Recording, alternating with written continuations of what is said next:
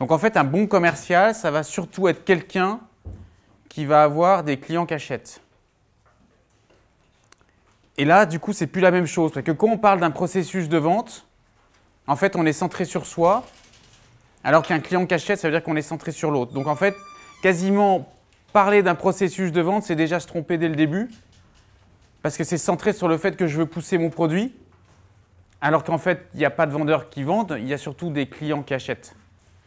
Alors ça peut paraître des mots comme ça, on peut se dire, 18h30, ça peut paraître un peu conceptuel, mais en fait, c'est simplement de se dire que ce qui se passe du côté du vendeur, on s'en fiche un peu, puisque ce qui compte surtout, c'est qu'il achète, et quand il nous dit « c'est super intéressant, je vais vous rappeler », c'est qu'en fait, lui, il n'a pas fait le pas de danse avec vous. Il vous a regardé faire. Et donc, ça veut dire qu'il n'a pas travaillé, ça veut dire qu'il n'a pas fait le chemin que vous avez fait. Il a entendu poliment, courtoisement, mais il n'a pas bougé de là où il était au début de l'entretien. Et donc, on va voir que vendre, c'est mettre en mouvement l'autre surtout. Parce que nous, on est toujours prêt à se mettre en mouvement. Parce qu'on est toujours passionné par ce qu'on a inventé, on est toujours passionné par ce qu'on a comme produit, comme service à proposer, comme idée pour changer le monde. Et en fait, quand on regarde comment ça se passe, à l'arrivée, il y en a un qui est toujours tranquillement assis de l'autre côté, qui n'a pas bougé, et qui vous a regardé comme une pièce de théâtre. Et donc le fait qu'ils vous disent à la fin, c'est super intéressant, on va se rappeler, on se tient au courant, envoyez-moi une propale, ça c'est les mots qui disent que lui, il n'a pas bougé depuis le début. Donc s'il est passif, en fait, on est tout seul à bouger, on est tout seul peut-être à espérer, mais il ne se passe rien. Donc on va voir que vendre, ça va être de faire un effort à son client, ça va être de le faire bouger et de se centrer sur sa vie à lui et pas sur la nôtre. Stéphanie, tout à l'heure en introduction, tu nous disais, Mathilde, quelle est la chose qui compte le plus pour tout le monde sur Terre? Et elle me connaît suffisamment pour savoir que je ne ferai pas cet impair-là, bien que ce soit filmé. C'est qu'effectivement, c'est notre prénom à tous. Et c'est normal. Et donc, la seule chose qui compte pour chacun de nous, c'est qu'effectivement, le client, la seule chose qui l'intéresse pendant toute l'heure où vous êtes dans son bureau, c'est lui. Et en fait, il n'en a rien à faire de votre produit, de votre idée, quand bien même elle vous semble fabuleuse et qu'elle est l'objet du rendez-vous pour lequel vous vous êtes battu pour l'avoir. Et donc, le sujet, c'est que tout cet entretien de découverte, il doit être centré sur lui, sans même qu'on parle de nous. Donc, la fameuse découverte des besoins et le fait qu'il va falloir effectivement être dans une logique de questionnement et de découverte. Donc, on va essayer de se dire comment ça va se passer pour construire les conditions pour qu'on fasse progressivement bouger la personne. Qu'est-ce qui va se passer? On va avoir plusieurs phases. On va avoir déjà avant le rendez-vous. Avant le rendez-vous, qu'est-ce qu'on pourrait faire avant le rendez-vous pour se préparer? En gros, on a 3 choses à faire. Enquêter sur le client. Oui, donc le client, c'est-à-dire l'entreprise. Il va falloir vous allez voir qu'en fait, le mot client, il est trop générique et qu'il n'y a pas de client, ça n'existe pas un client, il n'y a que des personnes qu'on va rencontrer. Et il y a donc un nom et un prénom. Donc ça veut dire que quand on s'intéresse au client, c'est-à-dire à l'entreprise, personne morale. OK? Vous aviez une idée aussi, je crois, oui? Oui, OK. Donc c'est-à-dire de se dire, quand on s'intéresse à ses projets en tant qu'entreprise, à son actualité, quelles sont les passerelles entre ce qu'on fait et ce que lui peut avoir comme problématique? Oui, tout à fait. Analyser son parcours, ses responsabilités, son rôle, son actualité, en tant que personne, cette fois, avec un nom et un prénom. Donc deuxième partie importante de la préparation. Et dernier élément qui est important dans la préparation également. Et après, on peut partir au rendez-vous tranquille, l'esprit léger et serein. Ouais. Et l'objectif, comment est-ce qu'on pourrait le formaliser? Quantitativement ou qualitativement? En fait, on peut avoir 2 niveaux d'objectifs. Un objectif qu'on va appeler pompeusement stratégique. À 6 mois, je voudrais lui avoir vendu telle quantité de produits à telle échéance pour tel montant. Je vais avoir monté un partenariat avec 2 filiales d'ici le 15 juin 2019 pour telle catégorie de services, par exemple. Donc ça, c'est l'objectif stratégique. Et ensuite, on va avoir un objectif tactique qui est le rôle de ce premier rendez-vous. Et une des raisons pour lesquelles on a un peu le syndrome du pas de son, pas d'image, c'est super intéressant, mais on n'a jamais de son et jamais d'image, suite au rendez-vous, c'est qu'on fait supporter au premier rendez-vous l'objectif stratégique. Or, l'objectif stratégique, pour l'atteindre, il faudra plusieurs objectifs tactiques qui vont s'accumuler pour aller vers l'objectif final, que ce soit avec la même personne ou plusieurs personnes. Donc le fait de séparer l'objectif macro et l'objectif micro, c'est de prendre conscience qu'il y en a un qui est ce qu'on veut atteindre dans X mois, ou X semaines, ça dépend de la durée de votre relation et de votre cycle de vente. Par contre, votre premier objectif, il ne peut pas être de la même taille que l'objectif final. Et une des raisons pour lesquelles au premier rendez-vous, parfois on fait supporter l'intégralité de nos objectifs, et qu'à la fin, on a des « Ah, mais c'est cher, ah, mais dis donc, c'est pas mal, mais bon, envoyez-moi une proposition, et rappelez-moi, je vous dirai où j'en suis », c'est qu'en fait, on confond deux objectifs, qui est l'objectif que je veux atteindre et le chemin pour y parvenir. Et ça, c'est important parce que quand on se confond les deux, on fait supporter à un seul échange de 30 à 50 minutes beaucoup trop de choses. Et c'est un peu anxiogène pour le client, il le sent. Il sent qu'on est centré sur notre objectif. Et ça, c'est l'approche d'objectif stratégique, tactique. Ensuite, une fois qu'on rentre dans le rendez-vous, quel est l'état d'esprit dans lequel on doit être quand on va rentrer dans le bureau de notre interlocuteur? À l'écoute, ouais. Qu'est-ce que ça veut dire à l'écoute? Aller encore plus loin sur l'idée de découvrir les besoins, de savoir dans quel état d'esprit il est. Et qu'est-ce qui est important pour lui dans son quotidien? Donc c'est effectivement ce que vous disiez et ce que vous dites aussi. Ce qui est le plus important, c'est de quitter cet état d'esprit qui va nous polluer et qui va nous influencer et qui va être fortement perçu par notre interlocuteur, qui est de se dire comment est-ce que je vais pouvoir signer ce deal ou aller chercher des signaux positifs qui montrent qu'ils voudraient bien acheter mon produit ou mon service ou mon idée. Dès que les gens sentent ça, et on en a tous fait l'expérience dans des achats personnels, dès que les gens sentent que l'objectif de la personne en face, c'est de résoudre ses propres problèmes, à savoir faire ses quotas de vente, ben en fait, vous ne devenez qu'un portefeuille ambulant. Et ça, c'est insupportable et ça se sent à 300 mètres. Donc au moment où on rentre dans le bureau de son interlocuteur, la seule chose qu'il doit sentir, et ça veut dire qu'il faut avoir une réelle écoute empathique, détachée, neutre, une forme quasiment d'altruisme, qui est de se dire quels sont ses problèmes, qu'est-ce qu'il a besoin de résoudre, et potentiellement, je suis peut-être venu pour rien. Et ça va vous enlever la petite musique qui va vous dire comment est-ce que je vais aller chercher des signaux qui montrent qu'il a un vrai sujet. Parce que quand on va trouver ces signaux-là, qu'est-ce qu'on va vouloir faire généralement? C'est lui dire, ben, génial, c'est ce qu'on fait, regardez. Et puis du coup, vous allez même pouvoir l'acheter parce que c'est ce qu'on fait. Et là, on est en train de créer la dissonance qui nous éloigne du client et qui fait que très souvent, et d'ailleurs on le voit, le non-verbal d'un client qui circule sur sa chaise tranquillement et qui commence à être en position passive.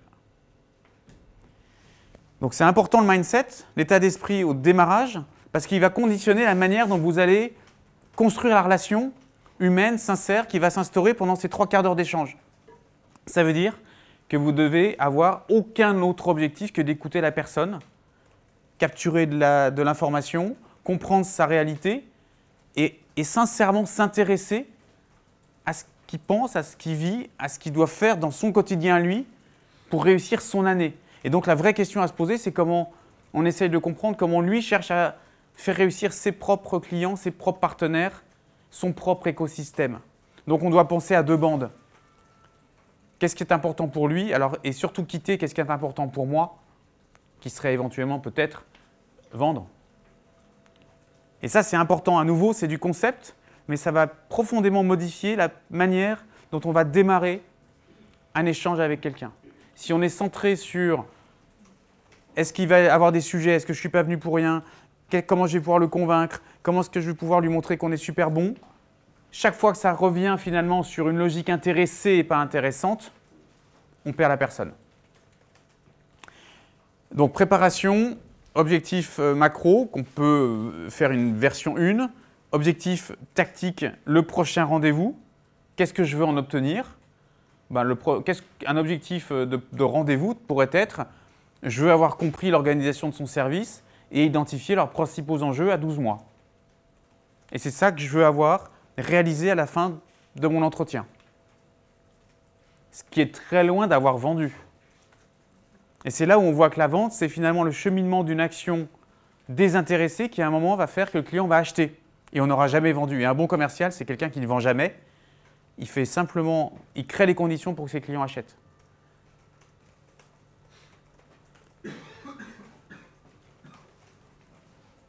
Donc, en général, qui peut se retrouver dans la situation suivante, qui est par exemple de pitcher pendant 15-20 minutes, les 15-20 premières minutes du rendez-vous?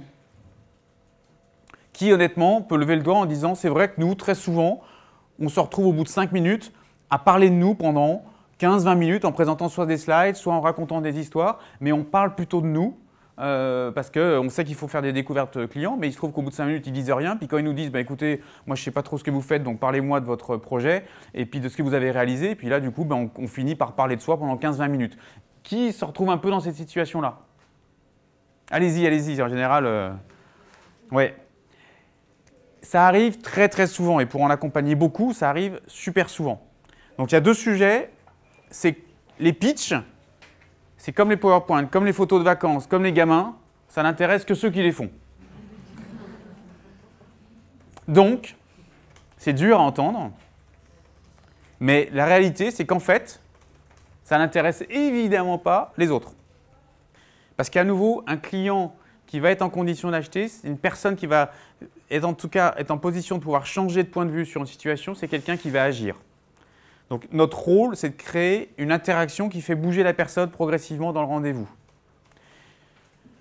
Donc le pitch, c'est un peu la peau de banane, où quand il nous dit bah, « écoutez, parlez-nous de vous », il faut qu'on évite cette situation-là. Donc on va faire ce qu'on appelle un cadrage d'entretien. Cadrage d'entretien, ça dure 5 minutes. Nous, on appelle ça une OPA, c'est facile à retenir. Objectif, plan, accord. L'idée, c'est de montrer dès le début qu'on va tenir les rênes de la discussion. Bonjour, je m'appelle Dominique Seguin. Notre métier… alors, pardon, je refais. Bonjour, je m'appelle Dominique Seguin, ravi de vous rencontrer aujourd'hui.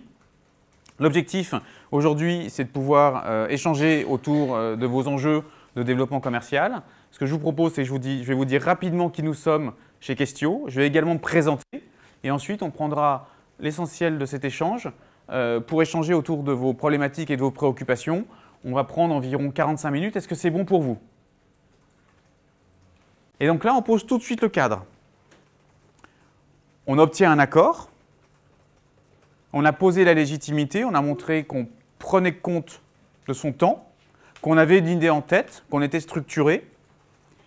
Et ensuite, on va repitcher 1 minute.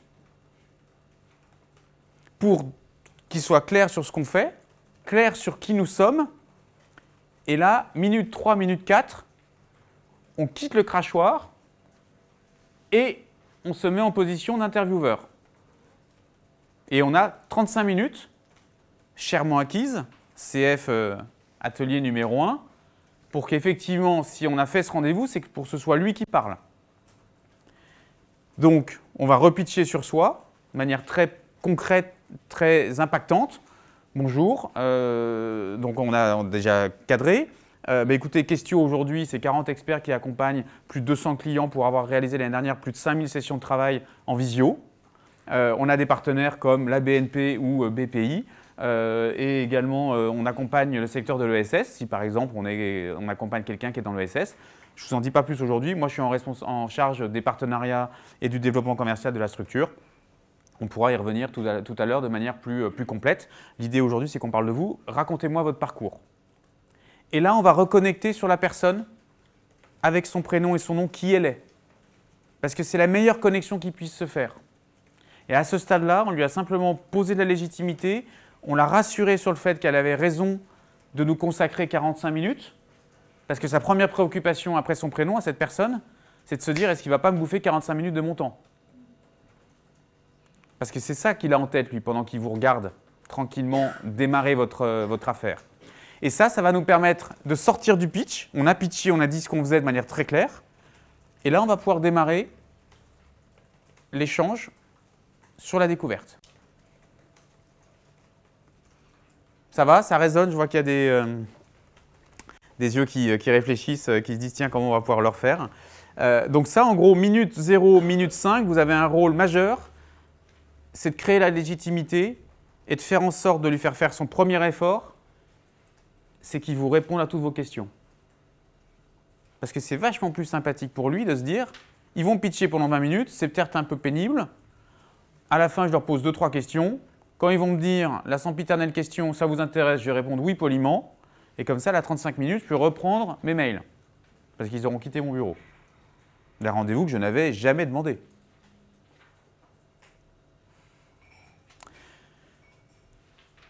Rentrons dans la découverte. Pourquoi est-ce qu'un client achète? Dans l'absolu, pourquoi un client achète? Oui, parce qu'il a des besoins. Ou des envies. Donc besoins, c'est-à-dire on pourrait dire des problèmes, des préoccupations, des envies. Dernier élément. Pardon? Je ne vous ai pas entendu. Donc des envies du coup? Pour faire plaisir à quelqu'un. Oui, pour faire plaisir à quelqu'un, oui, d'accord. Oui. Des obligations légales par exemple, si la loi elle change, elles sont désadaptées. Oui, tout à fait. Donc en fait, il y a effectivement 3 types de raisons pour lesquelles un client peut potentiellement se mettre en situation d'achat. Résoudre un problème, bénéficier d'un avantage, ou se faire plaisir, répondre à une envie. On peut quasiment classer l'intégralité des situations d'achat, de passage à l'acte, pour répondre à ces 3 éléments-là. Résoudre un problème, répondre à une envie, profiter d'un avantage.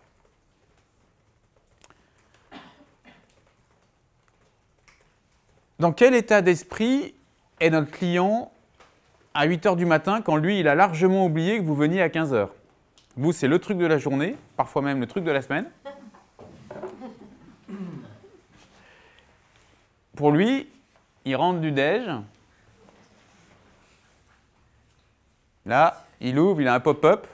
Oh merde, qui sait, c'est quoi ce truc à 15 h? Donc là, il y a déjà une asymétrie majeure dans les enjeux de la journée.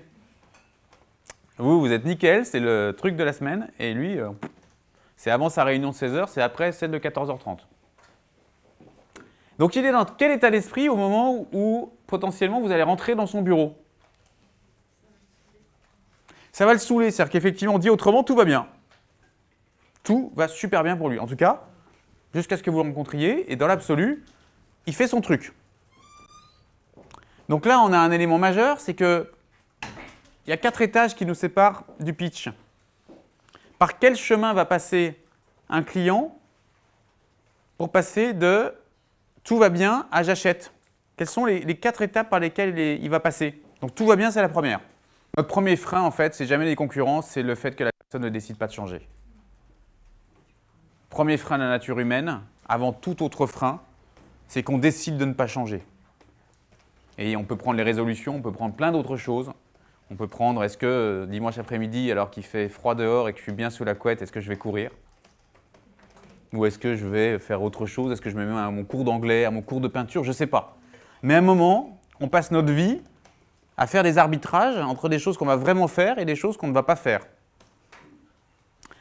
Et donc, notre premier ennemi à nous, dans le processus d'achat de notre interlocuteur, c'est qu'il ne dépasse jamais le 3e étage. C'est qu'il n'y arrive pas. Tout va bien, je vois ce que je pourrais changer, je décide de changer, je vais choisir la solution qui va me permettre d'aller vers mon futur prometteur. Et donc, du coup, on leur a emmené, et c'est de la maïotique, de notre existant, tout va bien, il est 8 h, tout va bien, il est 15 h moins 2, tout va bien, tiens, j'ai quelqu'un dans mon bureau, et on a un objectif qui, nous, est de le faire monter dans cette pyramide pour qu'il prenne conscience de ce qu'il peut améliorer. Donc ça veut dire qu'il décale sa vision de son existant pour se dire « c'est pas aussi optimal que ça ». Je comprends les conséquences que ça a, étage 2, pardon. étage 3, je décide de changer parce que c'est critique. Et étage 4, je choisis ma solution, dont potentiellement la vôtre. Et vous voyez donc là l'incohérence de pitcher dans le rendez-vous dès le début, parce qu'on est en train d'être au niveau 4, alors que lui, il est là. C'est comme si vous expliquiez à quelqu'un qui aime le rouge dans cette pièce, qui aime vraiment fortement le rouge. Vraiment. Pardon? Bon, j'aurais pas dû vous poser la question, mais...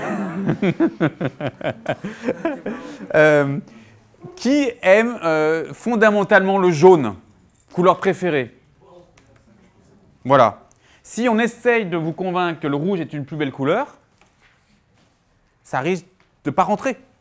Vous allez naturellement résister. Donc c'est exactement ce qui se passe quand on dit à quelqu'un « mais voilà pourquoi mon produit est fabuleux », parce qu'en fait, lui, il est tout en bas de la pyramide. Et donc vous essayez de le convaincre de quelque chose de sûrement très respectable, mais il ne peut pas vous écouter parce qu'il y a un blocage majeur, c'est que lui, son existant est parfait. Donc tant qu'on n'a pas créé le décalage entre ce qu'il a et ce qu'il pourrait faire autrement, et on n'est toujours pas en train de parler de votre solution, il ne peut pas monter les étages. Et il ne peut pas monter les barreaux de l'échelle progressivement pour un moment se dire, dans les options potentielles, il y a la solution de cette personne qui est venue me voir. Et ça veut dire que potentiellement, pendant le premier rendez-vous, on ne va jamais parler de soi. Et qu'on va repartir dans l'autre sens, on n'aura pas parlé de soi, hormis la première minute. Parce que votre sujet, c'est qu'il passe le premier étage. Et donc le seul objectif du premier rendez-vous, objectif tactique dans l'objectif stratégique à 6 mois par exemple sur cette relation d'affaires, c'est comment je leur montre que le réexistant n'est pas optimisé. D'où la nécessité dans le mindset avant le rendez-vous d'être fondamentalement centré sur eux et non pas sur soi. Et de ne pas chercher à se dire à quel moment je vais pouvoir leur montrer que ce qu'on fait correspond à ce qu'ils font. Parce qu'au moment même où on commence à argumenter, en général ça fait ça. Ils sentent qu'ils vont être pris au piège, ils sentent qu'on va leur pousser un truc. Et en plus dans nos cultures latines, on n'aime pas ça. Donc à un moment, pushback. Et là, on perd la personne. Parce que d'un coup, on vient de se décentrer d'elle. On vient de se réintéresser à nous et on ne voit plus l'autre pour l'aider à régler ses problèmes. On est en train de voir comment on règle les nôtres. Et un client, il sait parfaitement à quel moment vous êtes en train de régler plutôt ses problèmes ou plutôt les vôtres. De toute façon, il y a un moment, quand tout à l'heure je parlais d'écoute neutre, on est complètement dans les principes qu'on peut avoir avec un Carl Rogers, où effectivement, on va complètement être dans ce questionnement-là, qui permet de laisser la personne en fait s'installer dans la relation. Alors c'est vrai que vous devez vous dire, waouh, habituellement on pense qu'un cours de vente ça va être très pushy, mais en fait la réalité c'est que on le voit bien, vous l'avez dit assez spontanément, il y a plein de fois où ça ne marche pas. Ben oui, parce qu'en fait la seule personne qui est absente de l'échange dans un cours traditionnel de vente, c'est la personne qui achète. Donc ça résonne très bien comme exemple dans la dimension psychologique, parce que c'est exactement ce même cheminement de faire mûrir quelqu'un qui n'est pas au niveau de conscience dans lequel vous êtes. Et qui n'est pas un jugement, c'est qu'elle, en tout cas, elle est au niveau de conscience de son état actuel, présent, et elle ne voit pas pourquoi elle devrait se mettre au vôtre. Donc notre rôle, du coup, devient un rôle de passeur pour la faire évoluer progressivement et la faire monter. Et ça demande forcément une empathie réelle et sincère, et pas simplement une approche de se dire comment est-ce que je vais pouvoir la convaincre que mon produit est meilleur. On peut se retrouver avec des demandes entrantes ou des personnes effectivement déjà un peu plus avancées dans le cheminement, qui ne sont pas à l'étage 1. Quelqu'un qui vient vous voir et qui vous dit « j'ai eu vos coordonnées par XY, ça m'intéresserait qu'on discute parce que ce que vous faites, ça résonne, parlons-nous », ils sont potentiellement déjà au moins au 2e étage. Ils ont conscience qu'il y a un sujet qu'il faut résoudre et qui ne leur convient pas. Et puis effectivement, à un moment, s'ils commencent à vous dire « j'ai envie de le résoudre », ben là, ça veut dire qu'on va passer à la 2e phase qui succède à la découverte, à la compréhension des enjeux de la personne, qui est de démontrer en quoi on est capable de lui résoudre son problème. Alors effectivement, ce qui est intéressant et ce qui est important, et point important, c'est qu'on doit être lent dans cette maïeutique. Si, par exemple, la personne rapidement nous dit écoutez, ça tombe bien parce que nous, on a un vrai sujet, on a un sujet de réengagement de nos collaborateurs, on trouve qu'ils ne sont pas engagés pour l'entreprise, il y a beaucoup de turnover, on a des sujets d'intrapreneuriat, personne ne se prend en main, les gens ne retrouvent pas de sens, ils ne voient pas ce qu'on est en train de réaliser au sein de l'entreprise, donc on a un sujet. On peut s'imaginer qu'à ce moment-là, on puisse tout de suite dire pourquoi nous, notre solution est capable de traiter ça.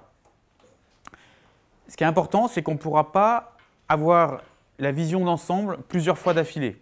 C'est-à-dire que les questions qui vont nous permettre de comprendre la grande photo, la big picture, on n'aura pas 50 occasions de le faire.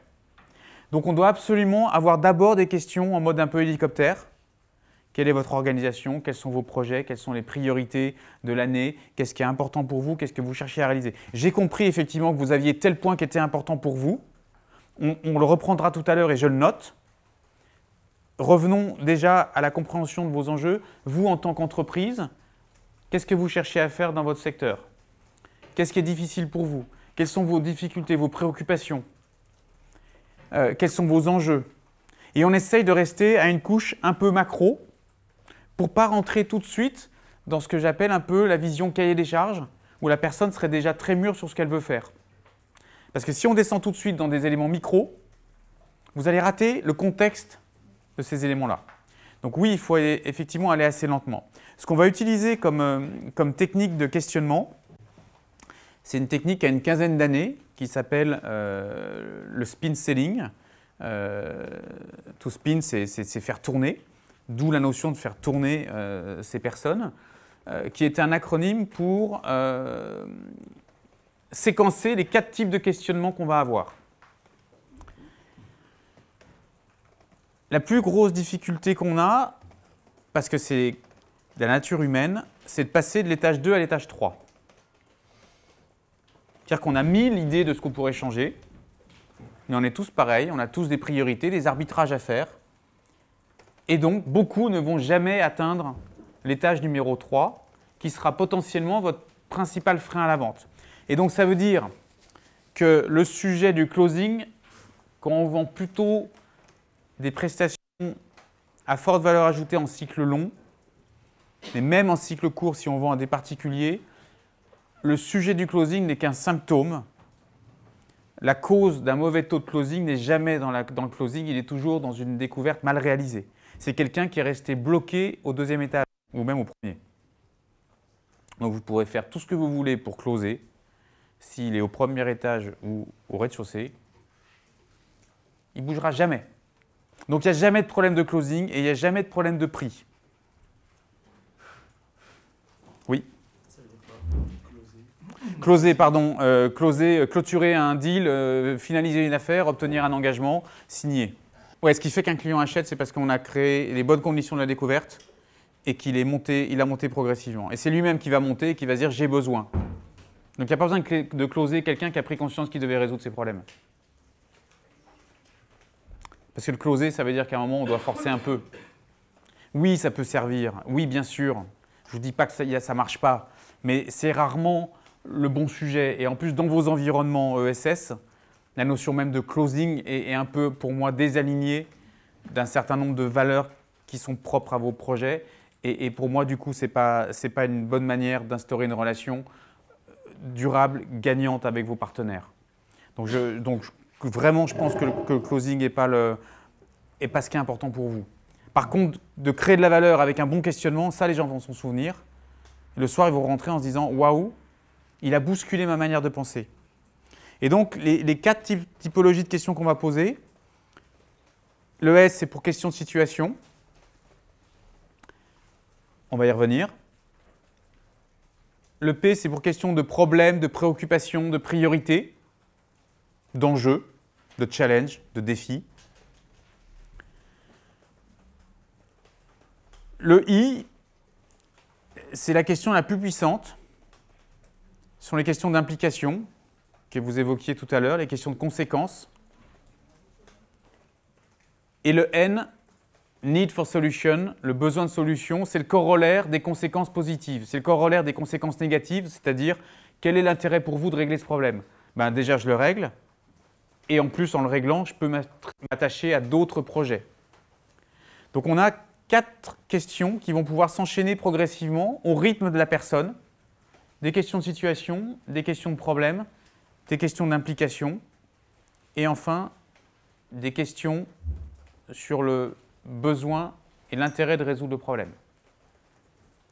Et là, ça vous donne une structure assez logique et assez simple qui va vous permettre de guider, d'avoir un fil rouge qui va vous apporter de la sérénité dans votre échange avec votre interlocuteur parce que vous aurez une sorte de fil rouge auquel vous raccrochez pendant l'échange. Donc, questions de situation, c'est des questions qui ne doivent pas durer très longtemps. C'est des questions plutôt quantitatives et descriptives. Quels sont vos clients? Quels sont les services que vous leur vendez? Quel est le panier moyen? Quelles sont vos activités? Quelle est votre organisation? Ces questions-là, elles produisent peu de valeur pour vos clients parce qu'ils le savent déjà. Donc intrinsèquement, elles sont peu intéressantes pour eux. Donc il faut mieux faire un bon travail de préparation, notamment si l'affaire peut être conséquente, pour capter ces informations sur de l'information qui est dite publique, qu'on va trouver sur les moteurs de recherche ou sur les sites internet.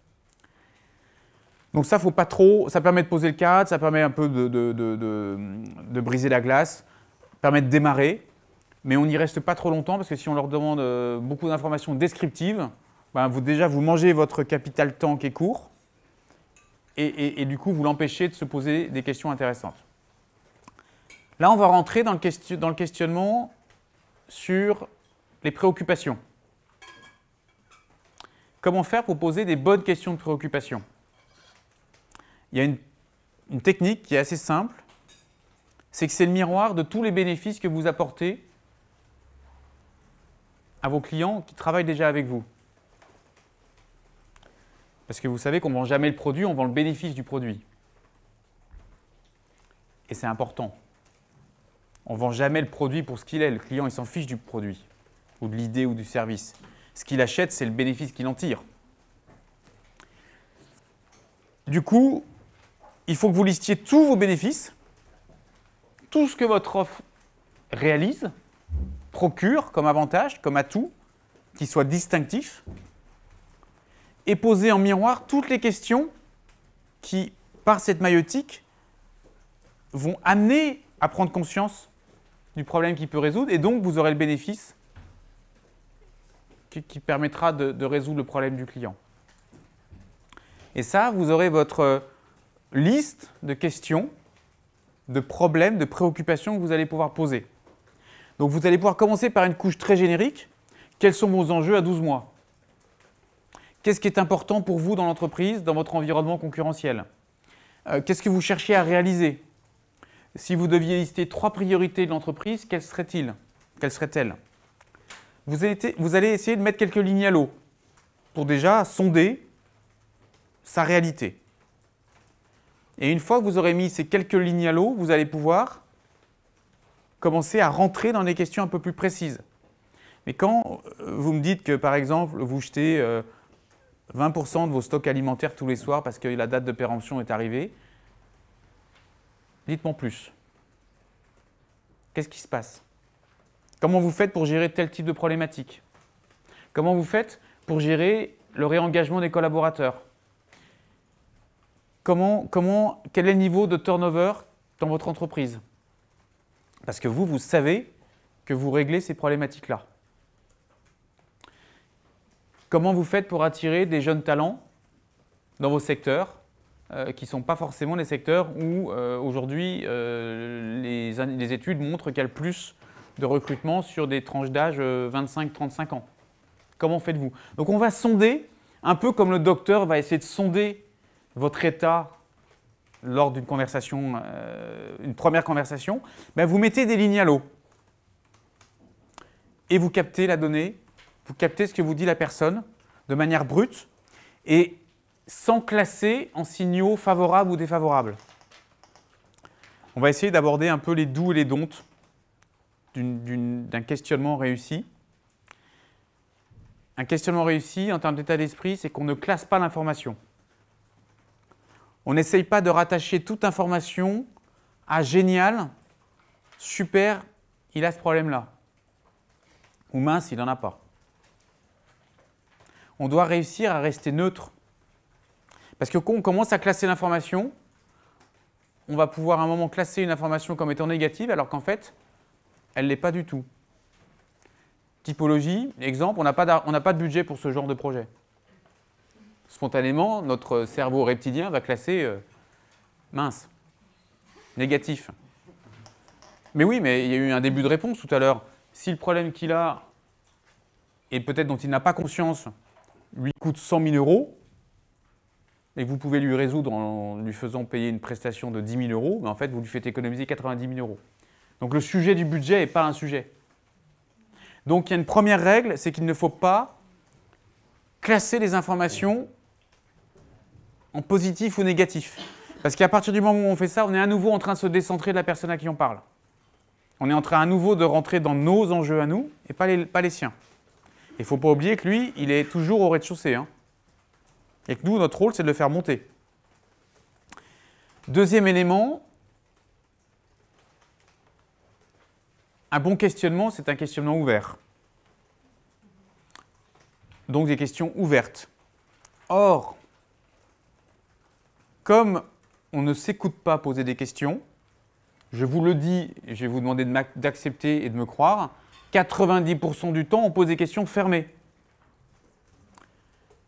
Et alors, le sujet de l'engagement, c'est un sujet chez vous aussi? Questions fermées. Et vous avez déjà expérimenté des projets innovants sur l'éolien? Non, jamais. Et est-ce que c'est quelque chose qui vous intéresserait? Alors, non. Là, corner. Ouais. Mais là, en fait, on a quelqu'un qui est en train d'essayer de faire un choix dans votre représentation du monde. Donc, en fait, vous n'êtes pas en train de vous représenter son territoire et sa propre photo du monde. Vous êtes en train de lui demander de dire oui ou non à votre propre carte du monde. Or, c'est lui qui achète. Donc ça nous rassure. Et le truc, c'est parce qu'on n'a pas appris à poser des questions ouvertes. Et comme on est sous stress parce qu'on ne fait pas ça toute l'année, et qu'on a 45 minutes à tenir et qu'on ne sait pas trop ce qu'on va lui dire, eh ben, on va aller chercher ces fameux signaux favorables et défavorables, et donc on passe notre temps à aller poser des questions fermées, sans en plus s'en rendre compte. Donc pour ne jamais poser des questions fermées, ça ne doit jamais commencer par un verbe. Et du coup, ça devient extrêmement simple. Une question qui ne commence jamais par un verbe, c'est forcément une question ouverte. Vous pouvez la tordre dans tous les sens. C'est mieux que le Rubik's Cube, vous n'allez pas le craquer. Une question fermée commence forcément par un verbe.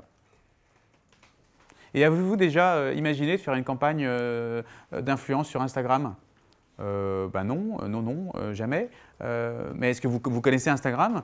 Oui, on connaît. Et est-ce que vous ne trouvez pas ça bien, Instagram? Si, c'est bien. Et en fait, on ne s'écoute pas. Et en fait, on est en train d'aller chercher des éléments d'affirmation où on veut lui faire reformuler. Mais en fait, ce n'est pas parce qu'il a dit oui qu'il a pensé oui. Il a répondu à un questionnaire version Quai des Orfèvres. Oui, non. Un peu questionnaire de police. Une vraie écoute non orientée, non dirigée.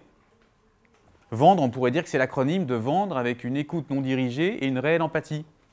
Ça pourrait être ça, vendre. Vendre avec une écoute non dirigée et une réelle empathie. C'est ça, vendre, en fait. C'est pour ça que ce métier est passionnant. Parce que c'est avant tout accompagner quelqu'un pour l'emmener progressivement à se dire « Est-ce que raisonnablement, j'ai envie de résoudre mon problème et est-ce que du coup, cette solution va pouvoir la résoudre ?» Et c'est beaucoup plus noble. Donc, question ouverte. On écoute sincèrement la personne. Ça veut dire que quand on l'écoute, on peut reprendre les derniers mots de la phrase pour creuser. C'est ce que fait un présentateur du 20h magnifiquement tous les soirs. Quand arrive l'interview, je n'ai pas la télé, mais comme j'ai quand même vu une fois ou deux, je vois comment il fait. Et puis à un moment, il s'assied, puis il interroge les gens comme ça, il est assis comme ça, les pieds, il est marrant parce qu'il est toujours comme ça. J'ai l'impression qu'il va se casser la figure. Et puis, très bien, mais quand vous me dites que vous avez démarré l'écriture de ce scénario en 2013, au moment où vous avez eu la naissance de votre quatrième enfant, dites-moi en plus. et je suis sûr que vous voyez pour certains de qui je parle, notamment de Laous, mais qui est un super exemple de questionnement ouvert parce qu'il ne vend rien, il interviewe. On aime ou on n'aime pas, mais il a une capacité à faire parler les gens. Et c'est ça qu'on lui demande. Et pour nous, c'est super intéressant parce que ça veut dire qu'il a une véritable écoute détachée et qu'il a un gros boulot de feignant, puisque la technique incroyable qu'il utilise, c'est qu'à la fin des derniers mots de la personne, mais oui, en 2014, j'ai eu mon dernier fils qui est né, c'était incroyable, c'était quelque chose de tellement fabuleux. On avait eu tellement envie d'avoir ce 4e enfant, et à un moment, on est parti en Corse, on a loué une maison, et il parle, et là, il va récupérer les derniers mots, et il va dire, mais racontez-nous quand vous dites que vous avez rencontré cet ami-là, qui vous a fait penser à ce projet de film, qu'est-ce qui vous a donné envie de l'écrire? Et là, vous dites qu'il y a eu cette rencontre avec cette personne, pourquoi? Et simplement, il itère progressivement à partir de la matière qu'on lui donne. Et ça permet quelque chose de fabuleux, c'est qu'on est présent dans l'échange avec la personne qu'on a en face. Et c'est très agréable quand on est interviewé de cette manière-là, parce que quand on est dans notre fonction commerciale et qu'on a ce type de qualité d'échange, eh bien la personne en face de vous, elle va se lâcher et elle va raconter réellement ce qui lui arrive et ce qu'elle a envie de vous dire.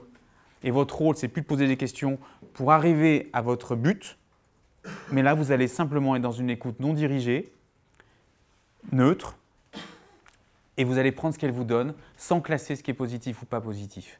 Et je pense que dans des environnements comme les vôtres, particulièrement détachés du business sonnant et trébuchant traditionnel, c'est particulièrement adapté on va dire, aux valeurs que vous êtes en train de véhiculer dans la découverte et dans l'échange que vous avez. Ce type de questionnement-là est plus facile à avoir avec des interlocuteurs, effectivement, qui sont moins dans l'exécution que des interlocuteurs qui sont plutôt dans des rôles où ils doivent plutôt penser la structuration de leur entreprise ou de leur département. Vous n'allez pas pouvoir avoir ce type de questionnement complètement conceptuel pendant 45 minutes. Par contre, vous pouvez tout à fait avoir une dizaine de minutes un peu plus élevées. Par contre, la technique d'aller reprendre les derniers mots pour rebondir, ce qu'on appelle le T-questioning, c'est-à-dire qu'on prend les quelques mots et on creuse. Littéralement, on creuse pour aller comprendre ce qu'il a voulu dire. Et c'est là où ce qui est intéressant, c'est que dans ce rôle de commercial qui ne cherche pas à vendre, mais qui veut que son client fasse le chemin et soit en train d'acheter, quand on fait du questionnement en T, on n'est pas en train d'aller chercher ce qu'on va pouvoir lui proposer, on est en train de chercher comment on peut l'aider à résoudre ses propres problèmes. Et c'est là où le questionnement et la phase de découverte doit être centré sur cette manière d'interroger. Le silence, autre règle fabuleuse dans les do et les don't, le silence. Être capable, après une réponse d'un client, de ne rien dire. De laisser 5-10 secondes de blanc. Là, quand je fais de la double écoute avec des personnes qu'on accompagne, je leur tiens le bras.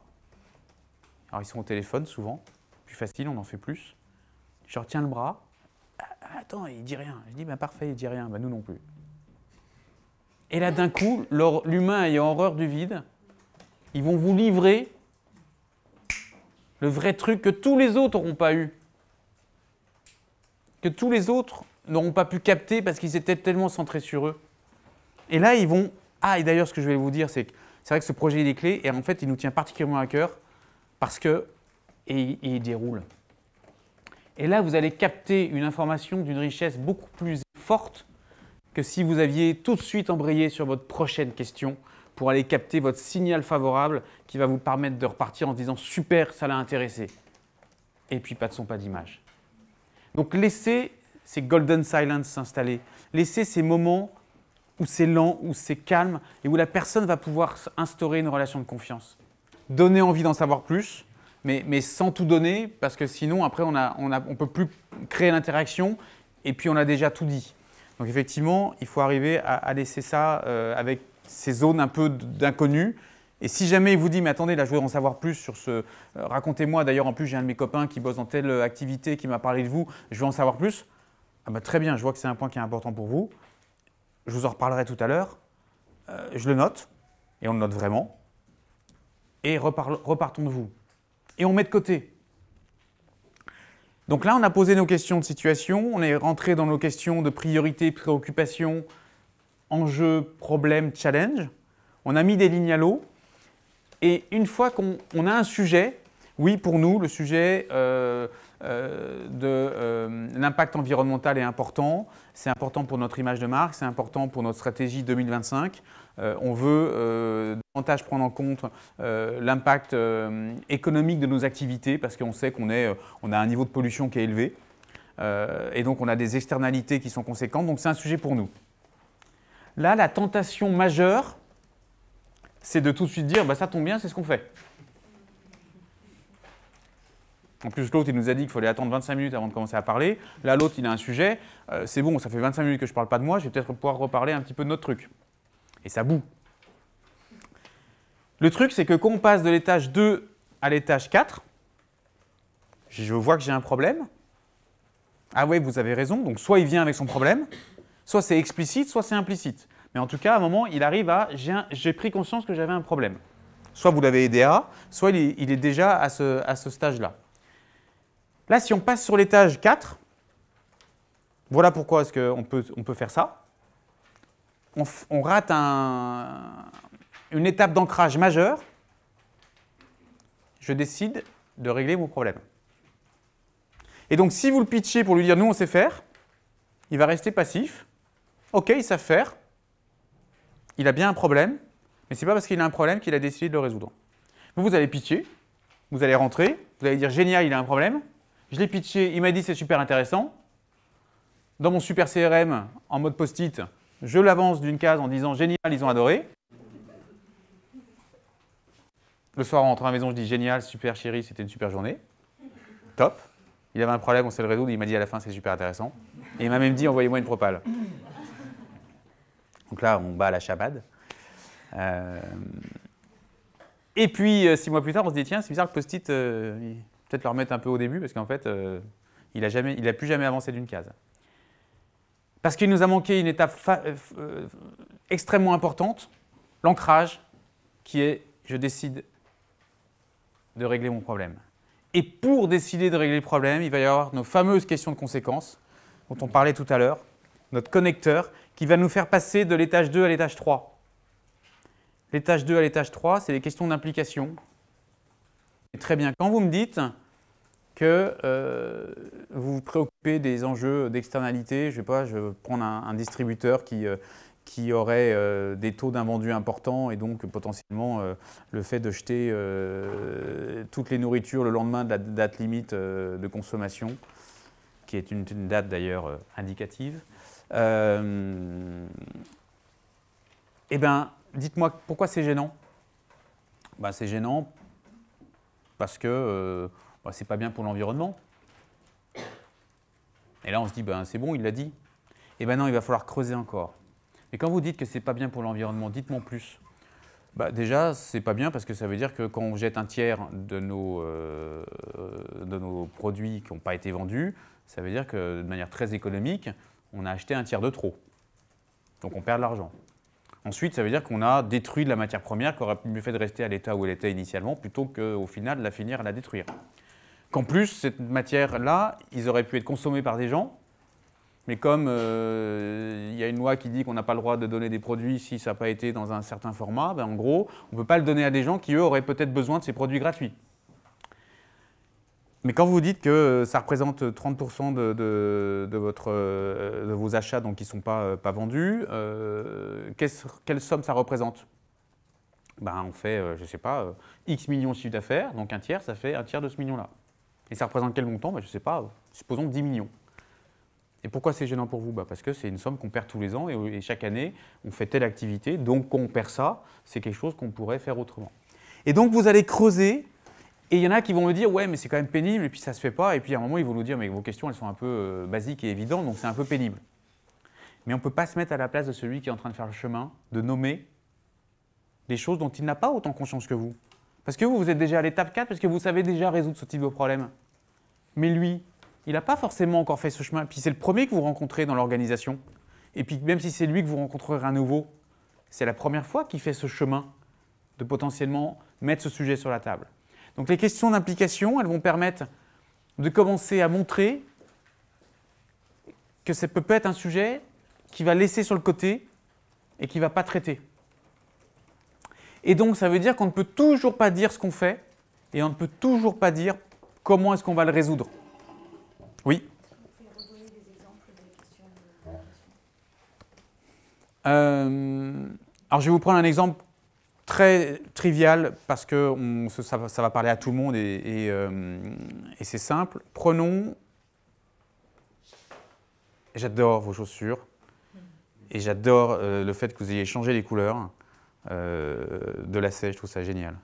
C'est top. Vous voyez, tu vois, ça c'est un pitch. Ça c'est un super pitch quelque part, c'est un super format. C'est hyper intéressant de voir d'un coup ce qui a apporté une touche d'attention sur quelqu'un.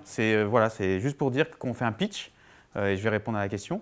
On peut vraiment s'intéresser spontanément et sortir du cours des choses. Et un client, on peut dire ça aussi à un moment. On peut avoir une discussion spontanée pour sortir de quelque chose.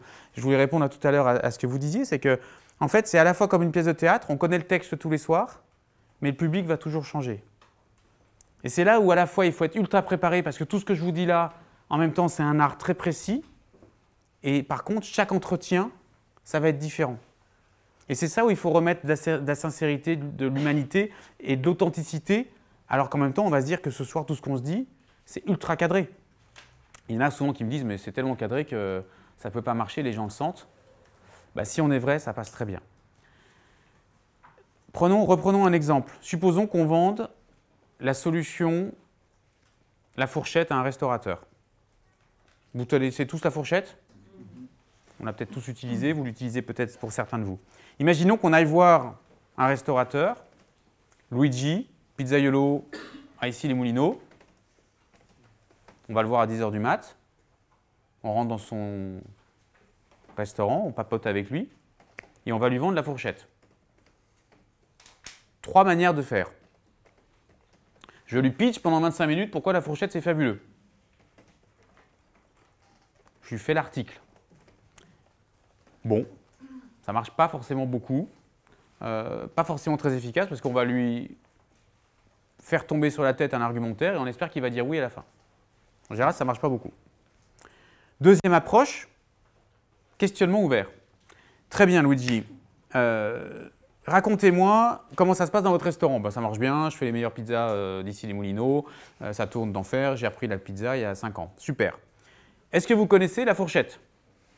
Non, non, bah dites-moi en plus. Est-ce qu'aujourd'hui, vous avez toutes vos tables qui sont remplies le soir? Là, déjà, question fermée. Ah, pas bien. Quel est votre taux d'occupation par repas? Bah, le midi, on est plein, et le soir, on n'est pas plein. Et quand vous dites vous n'êtes pas plein, c'est plutôt pas plein du tout ou c'est quand même assez plein? À nouveau, question fermée, et on ne s'en rend pas compte. Quel est votre taux d'occupation le soir? 60%. Très bien. Bah, écoutez, nous, on va vous aider à pouvoir remplir les 40% qui vous manquent. On se dit que c'est génial, il est en train de nous dire qu'il manque 40% des tables qui ne sont pas occupées. On va donc pouvoir lui vendre une application qui génère du trafic. Ah oui, super intéressant, très bien. Donc là, on l'a passé directement de l'étage 2 à l'étage 4. On a l'impression qu'on a bien fait son boulot. Et ça coûte combien votre truc? Ah ben, ça coûte 2 € par repas pour faire la réservation. Mais on vous rapporte tellement de trafic, vous savez, c'est pas grand-chose. Ah ouais, donc vous êtes en train de me dire que ça me coûte 2 €, mais vous savez, moi, mon panier moyen, c'est 20 €. Donc en fait, vous me prenez 10% de ma marge et il se trouve que c'est ma marge. Donc je ne vais pas vous payer 2 € pour manger ma marge. Vous comprenez bien que ça ne peut pas tenir. Et donc là, ben, on essaye de dire, oui, mais attendez, c'est super, machin. Mais c'est fichu. Il n'a pas pris conscience. Reprenons en mode spin. Quelle est votre situation? Écoutez, j'ai 50 couverts le matin. Pareil, j'ai 50, je peux servir 50 personnes, très bien. Quel est votre taux d'occupation de midi? Je suis plein. Et comment ça se passe le soir? Ben, le soir, écoutez, je suis plutôt aux environs 60%. D'accord. Comment vous faites pour renouveler votre clientèle? Et non pas, est-ce que vous renouvelez votre clientèle? Oh oui, bah évidemment, je la renouvelle. Comment est-ce que vous faites? Bon, aujourd'hui, je fais un peu de couponing, je fais un peu de prospectus dans les boîtes aux lettres, et puis je m'organise pour aller voir les nouvelles entreprises qui s'installent dans la zone, et puis également, je présente mes services régulièrement. D'accord. Quand vous me dites que vous avez 60% de taux d'occupation, ça représente du coup 40%. 40%, quel est votre panier moyen? Plutôt que, et votre panier moyen, c'est quoi? J'ai vu que vous vendiez les pizzas à 15 € plus un coca, c'est 18 € votre panier moyen? Non, ça interdit. Quel est votre panier moyen? En moyenne, c'est plutôt 20 €. Donc vous m'aviez dit que ça faisait 40% de tables non vendues le soir. Sur 50, ça fait donc 20 tables non vendues. Le panier moyen de soir, il est de combien? Plutôt 30 €, les gens ils prennent un peu plus, ils prennent un dessert, machin. Ok, très bien. Donc ça veut dire qu'il y a 20 tables. C'est combien de personnes par table? On va dire que c'est 20 couverts. 20 couverts fois 50 €, 1000 €. D'accord. Et au mois, ça représente combien du coup, vous êtes ouvert combien de jours par mois? On est ouvert quasiment toute l'année, donc 30 jours par mois. D'accord, donc quand vous me dites que ça représente la non-occupation des tables 1000 € par soir, au mois, ça fait combien? Et c'est là où on est dans l'exercice de faire dire, parce qu'on retient 20% de ce qu'on entend, mais on retient 80% de ce qu'on dit. C'est pour ça que l'exercice dans lequel je suis est très compliqué, parce que c'est moi qui dis. Et pour vous, c'est très compliqué, parce qu'en fait, c'est beaucoup plus compliqué, mais c'est le format qui l'impose, mais c'est beaucoup plus compliqué de prendre conscience quand on entend quelqu'un dire.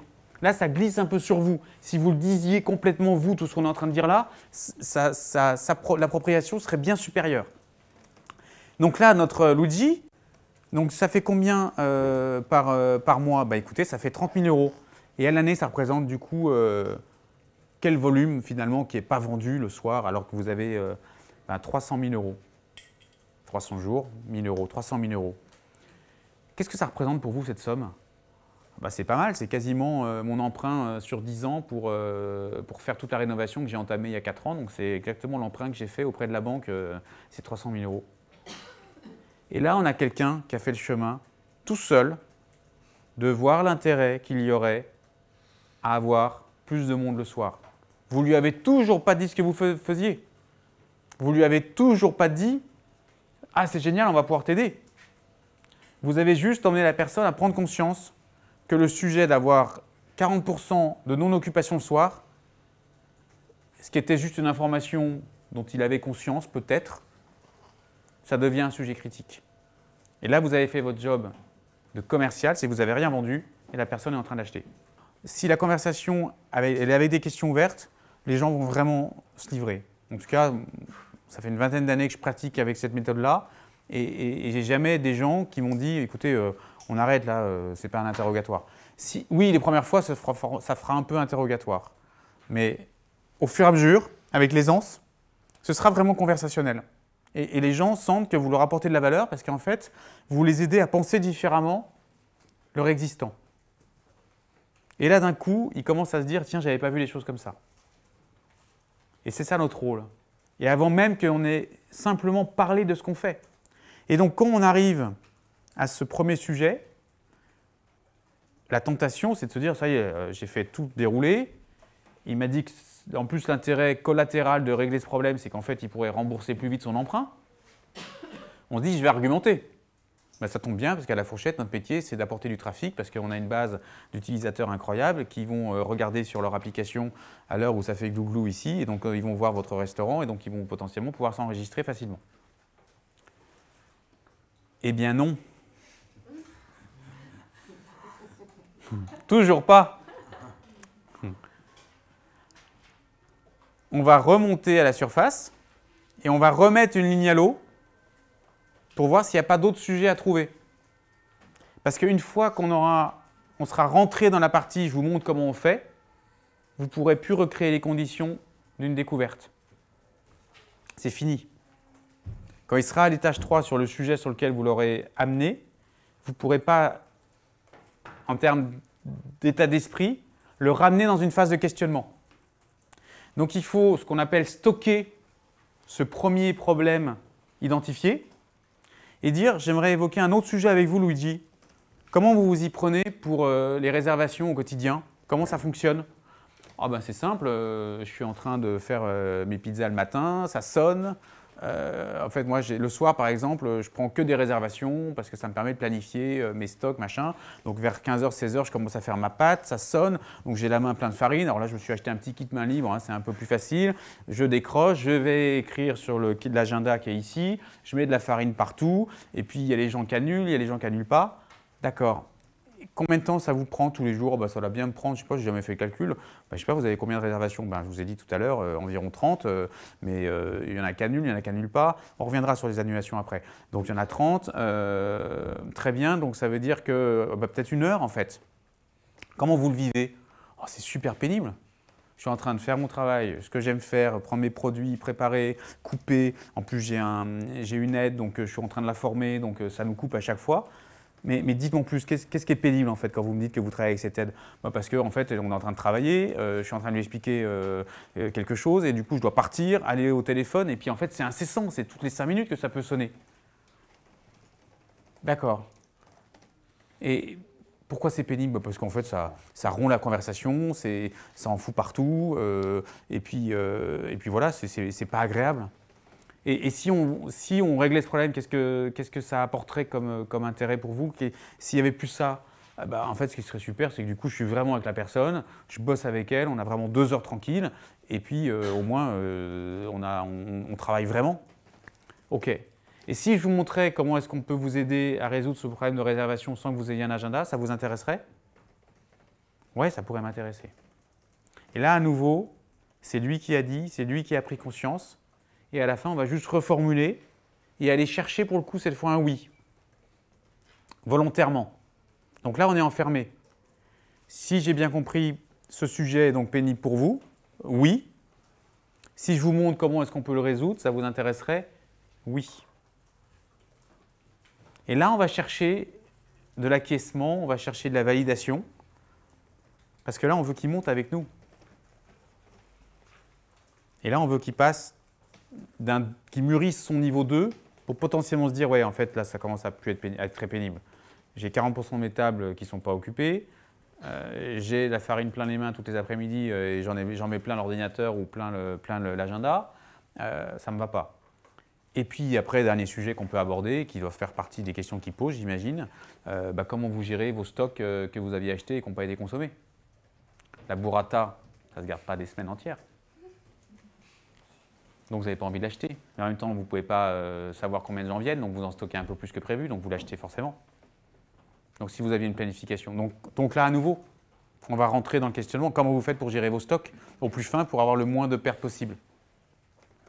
Aujourd'hui, je ne le fais pas, donc c'est l'expérience. Ça fait 15 ans que je fais ça, j'ai été chef, j'ai été dans plein de restaurants pendant des années. Donc c'est notre métier. Un bon restaurateur, il sait quelle quantité acheter. D'accord. Et aujourd'hui, combien vous devez jeter? On jette environ 10%. Et comment ça marche? En fait, combien ça représente comme volume? Je ne sais pas, ça représente tel volume. Et là, on redescend à nouveau. Et c'est-à-dire que notre rôle, il est juste de faire émerger les sujets un par un tranquillement pour laisser la personne prendre conscience de là où on en est. Et peut-être qu'il y a des rendez-vous où il n'y aura aucun problème. Parce qu'on ne peut pas tout vendre à tout le monde. Donc il se peut qu'à un moment, il n'y ait pas de sujet. Voilà, il n'y aura rien. On va juste poser des questions et puis la personne en face ne réagit pas parce qu'il n'y a pas de sujet. Et ce n'est pas grave. Alors là, on peut éventuellement partager un use case de quelque chose qu'on a fait ailleurs et qui a marché. Vous pouvez voir éventuellement, ça peut marcher avec les gens qui ne veulent pas répondre aux questions, ça arrive, parfois, rarement. Mais des gens qui ne veulent pas répondre aux questions, vous pouvez leur partager un cas concret. Si vraiment, après le cadrage, ils vous disent, écoutez, je n'ai pas beaucoup de temps, je ne vais pas répondre à toutes vos questions. Voilà, c'est très bien ce que vous me dites, mais moi, je n'ai pas beaucoup de temps. Là, vous pouvez éventuellement partager 1 ou 2 cas concrets dans leur environnement et leur dire comment ça résonne chez vous. Et puis, vous essayez d'amorcer un début de conversation avec eux et puis vous voyez ce que ça donne. Donc là, on est arrivé avec nos quelques pépites. On ne va pas y passer 1 heure de questionnement, on aura déjà fait une demi-heure, 40 minutes, c'est déjà long. Si déjà vous faites 30 minutes, c'est déjà super. Et donc là, on va pouvoir passer dans la phase de mise de réponse. On aura obtenu de l'information, on va pouvoir passer dans la phase où on donne de l'info. Donner de l'info étant à ce stade, argumenter pour présenter notre offre. Donc les questions d'implication, c'est pas simple à manier. C'est puissant, mais pas forcément toujours simple à manier. Donc apprenez progressivement à les poser en allant chercher voilà, quelles sont les conséquences, quel impact ça a pour vous, qu'est-ce que vous en pensez. Tentez quelques lignes pour voir comment ça fonctionne. Mais vous verrez que ce n'est pas toujours simple parce que ça demande, là pour le coup, ça fait vraiment bosser votre interlocuteur. Ça lui fait vraiment prendre conscience des choses. Donc il faut apprendre à capter comment ils se comportent, comment ils réagissent. Les questions de haine, on n'est pas toujours obligé de les poser. En tout cas, ce qu'il faut, c'est ne pas poser juste les deux premières typologies de questions, le S et le P, parce que ça, ce n'est pas suffisamment puissant. Ça ne peut pas emmener la personne. La conclusion du rendez-vous, c'est déjà s'accorder sur ce qu'on a identifié comme enjeu, potentiellement planifier la suite avec lui. Et moi, il y a une question que j'aime bien, c'est comment vous voyez la suite de nos échanges.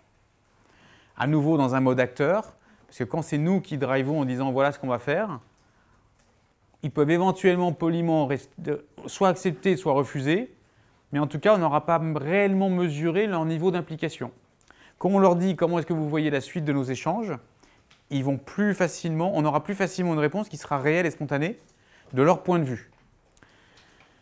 Si vous êtes sur des cycles courts, de toute façon, à un moment, soit vous avez 4 à 6 semaines, parce que vous avez un petit panier, beaucoup de clients potentiels, et dans ce cas-là, vous savez qu'à un moment, c'est soit ça se produit dans les 4 à 6 prochaines semaines, parce que c'est quelque chose d'assez transactionnel, qui n'est pas très cher, donc potentiellement les questions pour prendre la décision ne sont pas très compliquées. Donc on va avoir, écoutez, moi ça m'intéresse, votre sujet, j'ai compris comment ça fonctionnait la fourchette, je vois ce que ça m'intéresse, je vois ce que ça m'apporte.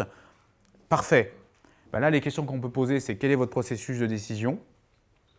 C'est vraiment quand c'est du transactionnel, des ventes plutôt simples, avec des montants plutôt relativement peu importants. Quel est votre processus de décision? Quels sont vos critères pour choisir? Quelles sont les zones d'ombre ou zones d'interrogation que vous auriez encore? Et là, on essaye de borner un peu là où on est l'interlocuteur dans sa réflexion. On aura évidemment, entre les deux, argumenté, qui peut être l'objet d'un autre rendez-vous, pour dire comment notre solution répond à son problème. Donc pour aller reprendre l'exemple de la fourchette, écoutez, sur le sujet de la réservation, voilà comment on fait. Sur le sujet des annulations, comment on fait. Et sur le sujet des prévisionnels de consommation de matières premières, voilà comment on peut vous aider. Parce qu'on va pouvoir vous fournir des statistiques annuelles sur les fréquentations des restaurants. Donc on aura bien la fin de la découverte, mon argumentation, et une fois qu'on a démontré comment est-ce qu'on apportait de la valeur, là on a nos questions pour clôturer cet échange, mais ce n'est pas clôturer la vente. C'est-à-dire qu'on ne doit surtout pas aller chercher un go sur l'achat à la fin de ce premier échange. Il faut mieux laisser un deuxième rendez-vous pour qu'il puisse décanter un peu et répondre à toutes ces questions lors d'un deuxième échange, plutôt que de vouloir trop rapidement obtenir un go ou un no-go, où naturellement il va plutôt se finir en no-go parce qu'ils ont peur de se retrouver engagés. Donc sur du transactionnel, on va plutôt être sur quelque chose qui peut se faire en 1, 2 à 3 rendez-vous. Si c'est du B2C, et encore ça dépend, parce qu'il peut y avoir du B2C avec très forte valeur.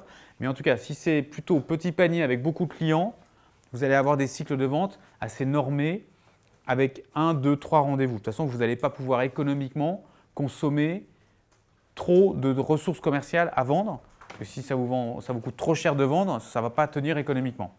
Si après vous avez des ventes plutôt très complexes, du coup là c'est confère prochain atelier. Parce que là, on va voir comment est-ce qu'on anime une vente auprès de multi-interlocuteurs qui peut durer potentiellement 6 à 12 mois. Et donc là, on ne sera plus du tout dans une logique de votre processus de décision, qui décide. On n'aura pas des questions aussi, on va dire, manichéennes, parce qu'on ne peut pas le faire comme ça sur du grand compte. Ça répond? Donc du coup, on peut facilement leur dire, écoutez, nous, je vous rappelle dans 4 mois, on refait contact ensemble, est-ce que vous avez des questions? La clôture, elle a surtout pour but de dire comment de manière conversationnelle on va créer une passerelle avec la suite. Plutôt que de se retrouver dans le fameux corner qu'on connaît tous et qui ne produit rien, envoyez-moi une propale, qui est l'autre manière de dire j'ai pas envie d'acheter, mais on est poli. Parce que ça ne crée pas… En fait, un client qui achète, c'est un client qui bosse. Donc, quand c'est nous qui nous retrouvons à bosser le plus, bah, c'est au contraire de tout ce qu'on a dit, puisque ça veut dire qu'en fait, on est en train de vendre, mais il n'est pas en train d'acheter. Donc, on a besoin de vérifier qu'il achète en s'assurant qu'il est en train de faire des efforts. Un client qui est passif, vous pouvez être certain que c'est un client qui n'achètera jamais.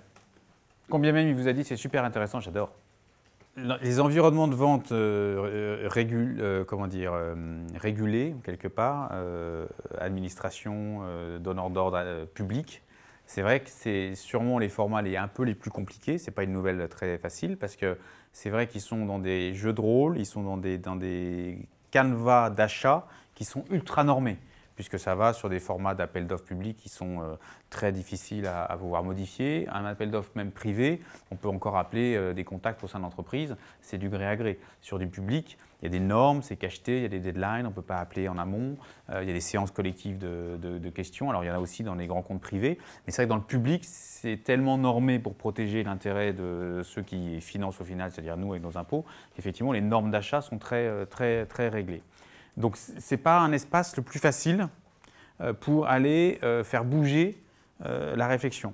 Après, je me souviens d'avoir eu un cas, c'était une association qui faisait de la prévention auprès des mairies, c'était avec le groupe SOS, où en fait ils proposaient des programmes de réinsertion et eux, ce qu'on avait travaillé avec eux dans les questionnements de SPIN, c'est quand ils allaient voir des adjoints au maire en responsabilité de tout ce qui était éducation et jeunes, c'était les coûts, et qui sont là pour le coup quand même calculés, les coûts des externalités de la violence des jeunes après 22 heures, en disant en fait il y a des dégâts sur la voie publique, le quartier est moins attractif, ce sont des gens qui se retrouvent en isolement, c'est des gens qui sortent des circuits scolaires, qui sont moins employables, et ça pour le coup, les acteurs publics ils calculent, à partir d'un certain niveau, ils calculent le coût des externalités.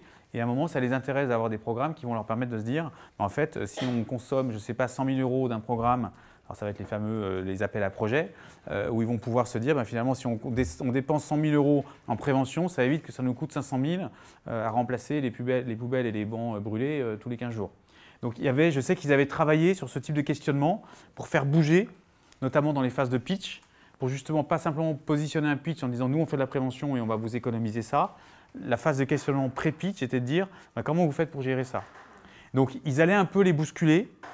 Tu devais les connaître parce que c'était un programme qu'on avait fait ensemble au LFSE, La France s'engage, voilà. Et je sais que ça les avait fait un peu bouger dans la manière de questionner, mais ce n'est pas un environnement qui se prête le plus naturellement parce qu'ils ont un cadre d'exercice et de contrainte qui est très fort.